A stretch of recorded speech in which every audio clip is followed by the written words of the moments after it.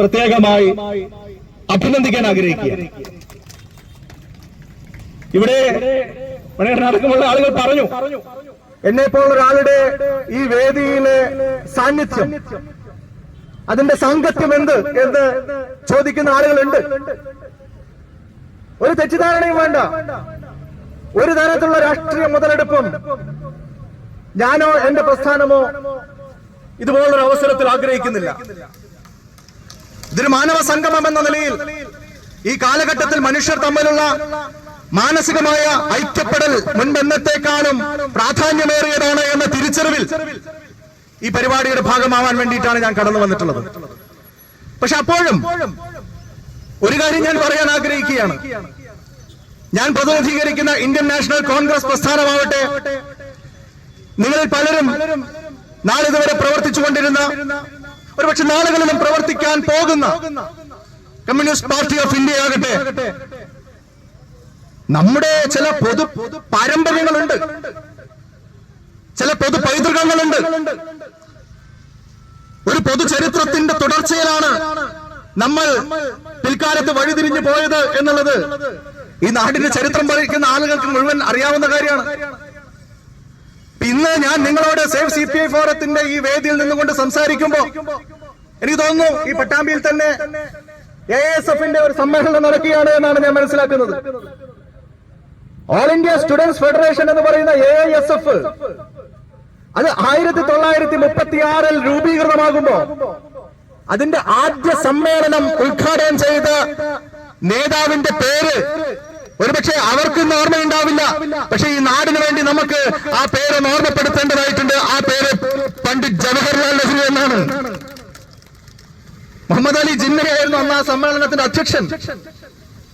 അപ്പൊ ജവഹർലാൽ നെഹ്റു ഉദ്ഘാടനം ചെയ്ത സംഘടനയാണ് ഈ AISF എന്ന് എന്റെ ഇവിടുത്തെ സാന്നിധ്യത്തെ വിമർശിക്കുന്ന ആളുകൾക്ക് ഒന്ന് മനസ്സിലാക്കിയാൽ നല്ലത് എന്ന് മാത്രമേ ഞാൻ സൂചിപ്പിക്കാൻ ആഗ്രഹിക്കുന്നുള്ളൂ. ശരിയാണ്, എന്റെ രാഷ്ട്രീയ കാഴ്ചപ്പാടുകൾ പൂർണ്ണമായി നിങ്ങൾക്ക് ഉൾക്കൊള്ളാൻ സാധിക്കുന്ന ഒന്നാണ് എന്ന് ഞാൻ കരുതുന്നില്ല. പക്ഷെ അത് തന്നെയാണ് ജനാധിപത്യത്തിന്റെ സൗന്ദര്യം, ബ്യൂട്ടി ഓഫ് ഡെമോക്രസി എന്ന് നമ്മൾ പറയാറില്ലേ. അങ്ങനെ രാഷ്ട്രീയ കാഴ്ചപ്പാടുകൾ വ്യത്യസ്തമാകുമ്പോഴും, വ്യത്യസ്ത മതങ്ങൾ വെച്ചു പുലർത്തുമ്പോഴും, വ്യത്യസ്ത ഭാഷകൾ സംസാരിക്കുമ്പോഴും, വ്യത്യസ്ത ആചാര അനുഷ്ഠാനങ്ങളുടെ ഭാഗമായി മുന്നോട്ട് പോകുമ്പോഴും നമുക്കൊക്കെ ഇന്ത്യക്കാർ എന്ന നിലയിൽ, മനുഷ്യർ എന്ന നിലയിൽ ഇതുപോലെ ചില വേദികൾ ഒരുമിച്ച് പങ്കിടാൻ സാധിക്കും, ചില കാര്യങ്ങൾ ഒരുപോലെ ചിന്തിക്കാൻ സാധിക്കും, ചില പ്രതിസന്ധി ഘട്ടങ്ങളിൽ ഒരുമിച്ച് കൈകോർത്ത് പിടിച്ച് നിൽക്കാൻ സാധിക്കും എന്നത് തന്നെയാണ് ഈ സംഗമവേദി ഓർമ്മപ്പെടുത്തുന്നത്. അതുകൊണ്ട് ഞാൻ നിങ്ങൾക്ക് എല്ലാ നിലയ്ക്കുമുള്ള അഭിവാദ്യങ്ങൾ ഒരിക്കൽ കൂടി അറിയിക്കാൻ ആഗ്രഹിക്കുകയാണ്. നിങ്ങൾ നടത്തുന്ന പോരാട്ടം അത് സംഘടനയ്ക്കകത്തായാലും ശരി, പൊതുസമൂഹത്തിലായാലും ശരി, അത് നേരിന്റെ പോരാട്ടമായിട്ടാണ് ഞാൻ നോക്കിക്കാണുന്നത്.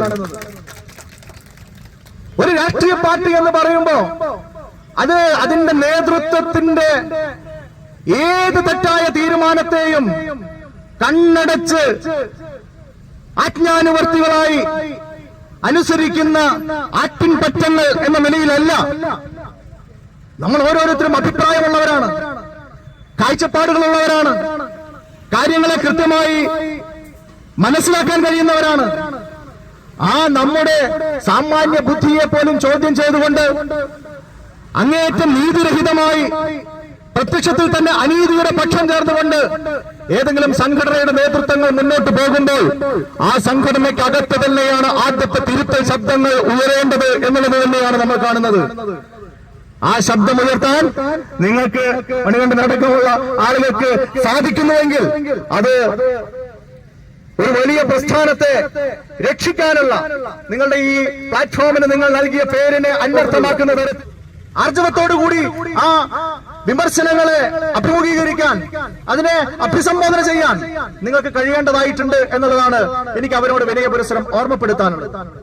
ഏതായാലും ഇന്നല്ലെങ്കിൽ നാളെ അവർക്ക് ഈ ശരിയെ തിരിച്ചറിയേണ്ടതായിട്ട് വരുമെന്നും ഈ ശരിയുടെ പക്ഷത്തേക്ക് കൂടുതൽ ആളുകൾക്ക് കടന്നു വരേണ്ടതായിട്ട് വരുമെന്നും ഇന്ന് ചില നിർണായകമായ പദവികളിൽ പൊതുസമൂഹം ഉറ്റുനോക്കുന്ന പദവികളിൽ ഇരിക്കുന്നത് കൊണ്ട് മാത്രം ഈ വേദിയിലേക്ക് കടന്നു വരാൻ കഴിയാതെ പോയ നമ്മുടെ സഹപ്രവർത്തകരും സുഹൃത്തുക്കളും എന്റെ സഹോദരന്മാരുമൊക്കെ നാളുകളിൽ കുറച്ചുകൂടി ആർജവത്തോടു കൂടിയുള്ള നിലപാട് സ്വീകരിക്കാൻ തയ്യാറാകണമെന്നുള്ളതാണ് ഞാൻ പ്രതീക്ഷിക്കുന്നത്, ആഗ്രഹിക്കുന്നത്, അഭ്യർത്ഥിക്കുന്നത്. അത്രയും പറഞ്ഞു നിർത്തുകയാണ്. കാരണം അഭിപ്രായ വ്യത്യാസം, അതിന്റെ അടിസ്ഥാനത്തിലുള്ള നിലപാട് മാറ്റം, അത് രാഷ്ട്രീയത്തിൽ നേരിന്റെ പക്ഷത്ത് നിന്നുകൊണ്ടാണെങ്കിൽ സ്വാഗതം ചെയ്യപ്പെടേണ്ടതാണ്. ഇപ്പൊ ഞാൻ ഓർക്കുന്നു, കഴിഞ്ഞ തവണ ഞാൻ തൃത്താലയിൽ മത്സരിക്കുമ്പോ അവിടെ തൃത്താലയിൽ എനിക്ക് എതിരായി പ്രചരണത്തിന് വന്ന ഒരു ദേശീയ യുവ നേതാവ് ഉണ്ടായിരുന്നു. ഈ പട്ടാമ്പിയിൽ അദ്ദേഹം കഴിഞ്ഞ തവണയും വന്നു, അതിന് മുമ്പിലത്തെ തവണയും വന്നു എന്നാണ് ഞാൻ മനസ്സിലാക്കുന്നത്. ആ കനയ്യകുമാർ എന്ന് പറയുന്ന യുവ നേതാവ് ഇന്ന് ഞാൻ നിങ്ങൾക്ക് പരിചയപ്പെടുത്താൻ ആഗ്രഹിക്കുകയാണ്. അഖിലേന്ത്യാ കോൺഗ്രസ് കമ്മിറ്റിയുടെ വർക്കിംഗ് കമ്മിറ്റിയിലെ പ്രത്യേക ക്ഷണിതാവായി ഞങ്ങളുടെ സഹപ്രവർത്തകനാണ്. കനയ്യകുമാറിന് മാറാമെങ്കിൽ അദ്ദേഹത്തിന്റെ സുഹൃത്തുക്കൾക്കൊക്കെ ശരിയായ നിലപാടെടുക്കാൻ ഇനിയും മടിച്ചു നിൽക്കേണ്ട കാര്യമില്ല എന്നാണ് എനിക്ക് വിനയപുരസ്സരം ഓർമ്മപ്പെടുത്താനുള്ളത്. കാരണം ദേശീയ തലത്തിൽ കോൺഗ്രസ് ആണ് ഭാവി. ആ രാഷ്ട്രീയത്തെ തിരിച്ചറിയാൻ സാധിക്കണം. ആ രാഷ്ട്രീയത്തെ വളരെ കൃത്യമായി നേരത്തെ തന്നെ തിരിച്ചറിഞ്ഞിട്ടുള്ള പാർട്ടിയാണ് കമ്മ്യൂണിസ്റ്റ് പാർട്ടി ഓഫ് ഇന്ത്യ. CPM-ന് എല്ലാ കാലത്തും അന്ധമായ കോൺഗ്രസ് വിരോധമാണ്. പക്ഷെ CPI എന്ന് പറയുന്ന പാർട്ടി അത് ദേശീയ തലത്തിലായാലും സംസ്ഥാന തലത്തിലായാലും പ്രാദേശിക തലത്തിലായാലും കുറെ കൂടി മനുഷ്യപ്പറ്റുള്ളവരാണ്. കുറെ കൂടി മാന്യമായ രീതിയിൽ രാഷ്ട്രീയ ഇടപെടലുകൾ നടത്തുന്ന ആളുകളാണ്. ഞാൻ ഓർക്കുകയാണ്, ഞാൻ MLA ആയി തൃത്താലയിൽ വന്ന ആദ്യ അവസരത്തിൽ 2012 ഞാൻ അവിടെ പൈതൃകോത്സവം എന്ന് പറയുന്ന ഒരു വലിയ പരിപാടി സംഘടിപ്പിച്ചിരുന്നു. ആ പൈതൃകോത്സവ പരിപാടി ഞങ്ങൾ സംഘടിപ്പിച്ചപ്പോ സ്വാഭാവികമായിട്ടും എന്റെ പാർട്ടിയുടെ, എന്റെ മുന്നണിയുടെ പല പാർട്ടികളും അതിനെ അഭിവാദ്യം ചെയ്തുകൊണ്ടുള്ള ഫ്ലക്സ് ബോർഡുകളൊക്കെ ഉയർത്തി. പക്ഷെ ഞാൻ ഇന്നും ഓർക്കുന്നത്, അക്കൂട്ടത്തിൽ ഒരു ഫ്ലക്സ് ബോർഡ്, അതിലെ വാചകങ്ങൾ ഇന്നും എന്റെ മനസ്സിൽ, ഹൃദയത്തിൽ സ്പർശിക്കുന്ന തരത്തിൽ ബാക്കിയുണ്ട്. ആ ഫ്ലക്സ് ബോർഡ് അന്ന് അതവിടെ ഉയർത്തിയത് നിങ്ങളുടെ കൂട്ടരായിരുന്നു, കമ്മ്യൂണിസ്റ്റുകാരായിരുന്നു, CPI-യുടെ സുഹൃത്തുക്കളായിരുന്നു. അപ്പോ നല്ലതിനെ നല്ലതെന്ന് പറയാം, ഉൾക്കൊള്ളാൻ എല്ലാ കാലത്തും നമ്മൾ തയ്യാറായിട്ടുണ്ട്.